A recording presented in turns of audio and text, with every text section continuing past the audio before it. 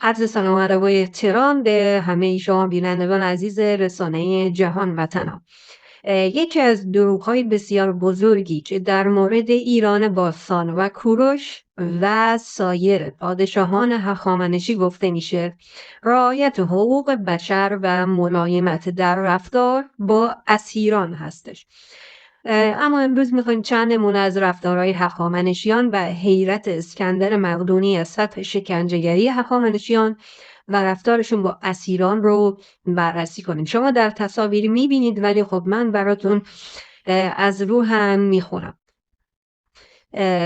در تصاویر منابع هم ذکر شده که میتونید خودتون مراجعه کنید و مطالعه کنید.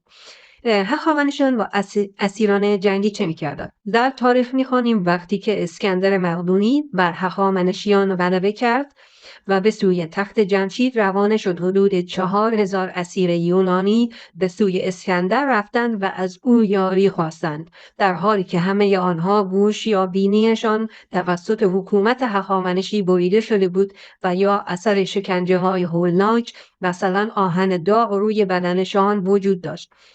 منبع رو در پایین ملاحظه می کنید. یک نقل قول دیگه به نظر می رسد که کوروش در دنیای باستان به بدرفتاری با اسیران مشهور بود، چنان که مردم شهر کانوس برای اینکه به اسارت لشکر کوروش در نیایند دست به خودکشی جمعی زدند. منبع تاریخ هرودوت کتاب اول بند 176 که میتونه خودتون مطالعه کنید. نمونه دیگری که ذکر شده از دانشنامه ایرانیکا هستش. هخامنشیان اسیران و زندانیان را مجبور به کارهای سخت می‌کردند و از سوی غذای کافی به آنان نمی‌دادند و در اثر این قضیه بسیاری از اسیران در اثر گرسنگی کشته شدند. منبع را هم پایین ملاحظه می‌کنید. یک نقل قول دیگه از کتاب داریوش و ایرانیان نوشته والتر هینس هستش که میگه که اردشیر پادشاه هخامنشی به اصرار مادرش دستور داد 50 اسیر را سر بریدند. در بخش دیگه از تاریخ هرودوت کتاب 4 بند 202 ذکر شده که در حمله هخامنشیان به آفریقا سربازان هخامنشی زنان را به اسارت گرفته آنان را به یکی از مزدوران خود تحویل دادند و او هم دستور داد تا پستانهای زنان را بریده از دیوار شهر آویزان کنند. دوستان همه اینا هست، میبینید که منبع هم ذکر شده، روی تصویر خودتون میتونید ملاحظه کنید، به چشم خودتون ببینید، مطالعه کنید منابع رو.